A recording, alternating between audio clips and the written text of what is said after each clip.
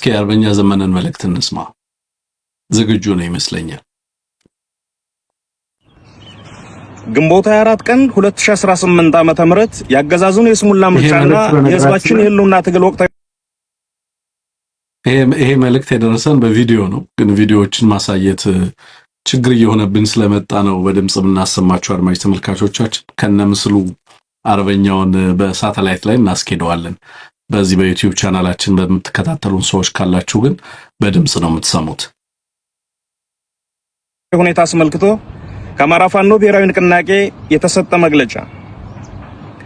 በኢትዮጵያ ፖለቲካ ታሪክ ውስጥ የጎላ ድርሻ ያለው የአማራ ህዝብ በየዘመናቱ የተነሱን ውጫዊ ጠላቶች በመፋለምና ድል በማድረግ የኢትዮጵያን ብዝሃነት እንዳላከበረና እንዳላነበረ ሀገርን ከነልዩ ልዩ ጌጦቿ እንዳላቆመ ሁሉ የውጭ ጠላት ከውስጥ ወደረኞች ጋር በመቀናጀት በከፈተበት የግማሽ ምዕት ዓመት በላይ ስነ ልቦናና የአካል ጦርነት ህልውናው አደጋ ላይ መውደቁ ይታወቃል። በተለይም ካለፉት 3 ዓመታት ወዲህ ይፋዊ የዘር ማጥፋት ጦርነት በአብይ አህመድና ቡድኑ ታውጆበት ጠላቱን በመመከት አስደናቂ ታሪክ በመጻፍ ላይ ነው። በመንግስትነት ስም ስልጣን የተቆናጠጠው የቀውስና የእልቂት አገዛዝ በህዝብ ድጋፍ ያገኘውን ቅቡልነት በክደት አሽቀንጥሮ ከጣለ በኋላ በምርጫ ስም ስልጣኑን ለማራዘም ሲንደፋደፍ መቆየቱም እንዲሁ ይታወቃል። መላው አማራና የኦሮሞ ህዝብ አገዛዙ በፈጠረው ጦርነት በሚቃጠሉበት በዚህ ወቅት የትግራይን ህዝብ መሰረታዊ ፍላጎት ኮልኩሎ ጉሮሮውን ይዞ በሚያስጨንቅበት የሲዳማ፣ ቤኒሻንጉልና ጉሙዝ፣ አፋርና ጋምቤላ እንዲሁም ሌሎች ኢትዮጵያዊ ወገኖች ታፍነው በሚሰቃዩበት በዚህ ወቅት ምርጫን ለማድረግ አይደለም ለማሰብ በማይቻልበት ሁኔታ የምርጫ ግርግር በመጀመር ህዝቡንና ዓለም አቀፍ ማህበረሰቡን ለማደናገር ሞክሯል። ይህንንም በመረዳት ድርጅታችን የአማራ ፋኖ ብሔራዊ ንቅናቄ መጋቢት 6 ቀን 2018 ዓ.ም በብልጽግና የደም ድግስ ላይ የማይናወጽ አቋም ያለው መሆኑን ከማሳወቁም ባሻገር አገዛዙ ተጨማሪ የእልቂት ዘመንን የሚያዋልድበት ፖለቲካዊ ክንውን እንዳይኖር የተደራጀ ስራ ሲሰራ ቆይቷል። በዚህም መላው ህዝብ በነቂስ በመውጣት ምርጫ የሚባል ነገር እንደሌለ ከምርጫ በፊት ያገዛዙ ሰራዊት በህዝብ ላይ የከፈተውን ወረራና የዘር ማጥፋት ጦርነት እንዲያቆም ጠይቋል። በርካታ ፓርቲዎች፣ የፓርቲ አመራሮች፣ የዲሞክራሲና የሰብአዊ መብት ተቋማትም ተመሳሳይ አቋም ወስደዋል። በተለያዩ ቦታዎች ይደረጉ የነበሩ የምርጫ አስፈጻሚዎች፣ የታዛቢዎች፣ የምርጫ ቦርድ ሰዎች ከምርጫ ጋር የተያዙ እንቅስቃሴዎችና የምርጫ ቁሳቁሶች እንቅስቃሴም መካሄድ ሳይችል ቀርቷል። ይህ ይሳካ ዘንድም ድርጅታችን አፋብን የአብይ አህመድ አገዛዝ ይህንን የስሙላ ምርጫ ለማካሄድ የፈለገው ለዲሞክራሲ ስርዓት ግንባታ ሳይሆን በህዝባችን ላይ ለሚፈጸመው የጅምላ ጭፍጨፋና ማፈናቀል የመግደያ ሰርቲፊኬት ለማግኘት መሆኑን በዚህ የደም ድግስ ላይ የሚሳተፉ አካላት ሁሉ ከአገዛዙ ጋር እኩል ተጠያቂ እንደሆኑና ንቅናቄያችንም አስፈላጊውን እርምጃ እንደሚወስድ አስቀድሞ ማሳወቁ ትልቅ አስተዋጽኦ ነበር። ለዚህ የንቅናቄያችን ጥሪ ከአማራ ህዝብ፣ ከመላው የኢትዮጵያ ህዝብ፣ ከጸረ አምባገነን ኃይሎችና ከዓለም አቀፍ ማህበረሰብ ያገኘነው ድጋፍ እጅግ ከፍተኛና አበረታች ሆኖ አግኝተነዋል። ይህ ለትግላችን የታየው አጋርነት አገዛዙ በብቸኝነት ተገሎ ለመውደቅ መቃረቡን የሚያሳይ ትልቅ ማሳያ ነው።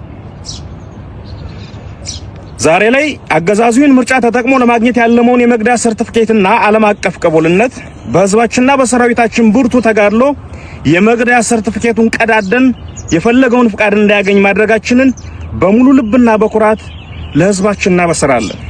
ምርጫ ተብዬ አገዛዙ ድራማ ሙሉ በሙሉ ከሽፏል።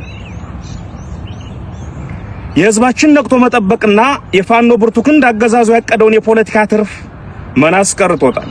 በህዝባችን ጽኑ ተጋድሎና በፋኖ ክንድ ጥንካሬ አገዛዙ የፈለገውን የፖለቲካ ቅቡልነት ሳያገኝ ቀርቶ ከፀሐይ በታች እርቃኑን አቁመነዋል። አብይ አህመድ ይህንን ምርጫ ተጠቅሞ ባለም ፊት ተመርጫለሁ የሚል የሐሰት ካባ ለመልበስ የነበረው ተስፋ በኗል። ይህ ድል የትግላችንን የበላይነት ያረጋገጠ ሆኗል። ይህ ስለመሆኑም ባለፉት ጥቂት ቀናት ብቻ በመላው ዓለም ከፍተኛ ተሰሚነት ባላቸው ዓለም አቀፍ ሚዲያዎችና የሰብአዊ መብት ተቆርቋሪ ድርጅቶች የወጡት መግለጫዎች ማረጋገጫዎች ናቸው። የተከናወነው የምርጫ ቲያትር እጅግ አስቂኝና ለወደፊቱ ትውልድ የፖለቲካ ውድቀትና የስሙላ ምርጫ ምን እንደሚመስል ለማስተማሪያነት የሚያገለግል ተጨማሪ ክስተት ሆኖ ያልፏል።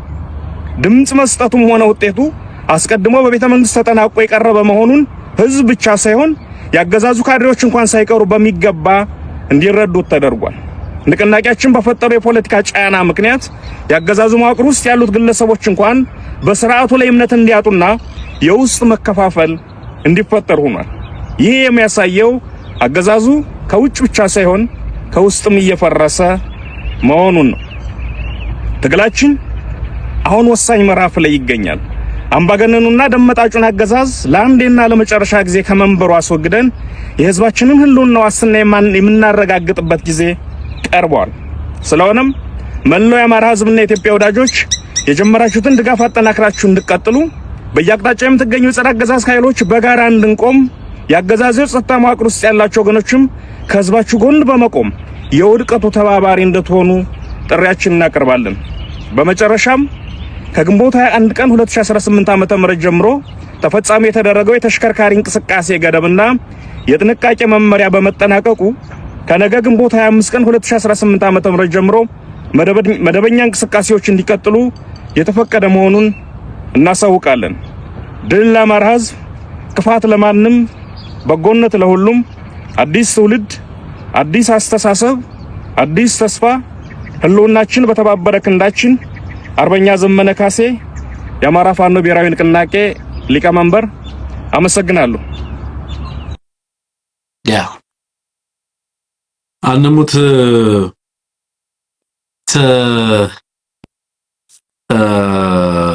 እንግዲህ የአርበኛ ዘመነ ካሴን ሙሉ ንግግር ሰምተው ከሆነ የታሰበውን ነገር ማሳካት ተችሏል። ሙሉ ለሙሉ ያገዛዙን የምርጫ ቅዠት በአማራ ክልል ማክሸፍ እንደተቻለ በሙሉ ኮንፊደንስ ያንንም ማሳካት እንደተቻለ በታላቅ ተጋድሎ ተገልጿል። የትራንስፖርት እቀባውም ከዛሬ ጀምሮ መንገዶች ክፍት መሆናቸውም እንደዚሁ ተገልጿል። ምንድነው የምትረዳው አጠቃላይ አፋብን ያደረጋቸውን እንግዲህ በርካታ እንግዲህ ላለፉት ከኤፕሪል ጀምሮ አንሙት እንደምታስታውሰው ከኤፕሪል 1 ጀምሮ ነበረ ሰላማዊ ሰልፎች ሲደረጉ የነበረው። ከዛ ቀጥሎ እንግዲህ እስካሁን ድረስ በርካታ የአርሶ አደር ንቅናቄዎች፣ የህዝብ ንቅናቄ መድረኮች፣ የዲያስፖራ ንቅናቄ መድረኮች ሲደረጉ ነበር የነበረው። የህዝብ ውይይቶች ሲደረጉ ነበር የነበረው። ከዛ በኋላ የመንገድ እንቅስቃሴዎች ላይ እንደዚሁ ገደብ ተጣለ።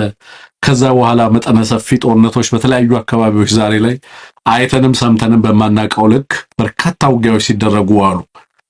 በአንድ ጊዜ በተቀናጀ መንገድ በዚህ ልክ ያላሰለሰ ጥረት የተሰራበት ነውና አፋብን ከተመሰረተ በጣም ጥቂት ወራቶችን የሚያስቆጥር ድርጅት አይደለም የሚመስለው። እውነት ለመናገር በመንግስትነት ሀገርን እያስተዳደረ ያለ በጣም በርካታ አቅም የፈጠረ ተቋም ነው የሚመስለው።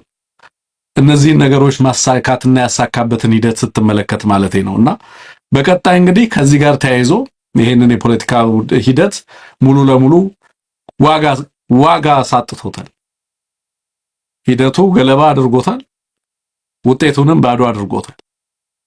በቀጣይ የሚያደርጋቸው ነገሮች እንዳልኩ በኢትዮጵያ ታሪክ ውስጥ ወሳኝ ምዕራፍ እንደሚሆን ምንም ጥርጥር የለኝም። ግን አጠቃላይ ይሄንን ሂደት ለማክሸፍ የተካሄደባቸውን መንገዶች ሁሉ ስትመለከት ሁለቱን በተለይ ወታደራዊ ትግልን እና የትጥቅ ትግልን ከህዝባዊ ቢተኝነትና ከህዝብ ንቅናቄ ጋር ለማስተሳሰር የተካሄደበትን ርቀት አንድ ላይ ያይዘህ ብታነሳልኝ ማለት ፈልጋለሁ። ከዛ ውጪ አንሙት አንድ እንደው ፈገግ የሚያስብል ነገር እናነሳለን። ከዚህ ከብልጽግና ዛሬ ከተሰሙ ነገሮች ውስጥ አንዱ እንደው አንዳንድ ቀልድም ትንሽ አስፈላጊ መስሎ ስለሚሰማኝ ነውና በቀልዶች ናቸው እየተነገሩ ካሉ ቀልዶች እና በክራንች ሊመርጥ ሄዶ ተፈውሶ የተመለሰው ግለሰብ ተብሎ አንድ ፎቶግራፍ እየተዘዋወረ ይገኛልና ያገዛዙ ባለስልጣናት ቅድም አንተ እንዳልከው ያንን ነገር ሲያነሱ ስለነበረ ህዝቡን በዛው ልክ እየቀለደባቸው እንዳለ ትመለከታለና በክራንች ሊመርጥ ሄዶ ተመልሶ በተፈውሶ የተመለሰው ግለሰብ ተብሎ የብልጽግና ጋስፔል ተአምር እየተባለ የብልጽግና ወንጌል ተአምር እየተባለ በዚህ ደረጃ በማህበራዊ ሚዲያ እየተዘዋወረ ይገኛል የሚለውን እናንሳ ብዬ ነው። ያው ህዝቡም እየቀለደባቸው እንዳለ ለማሳየት ነው። አዎ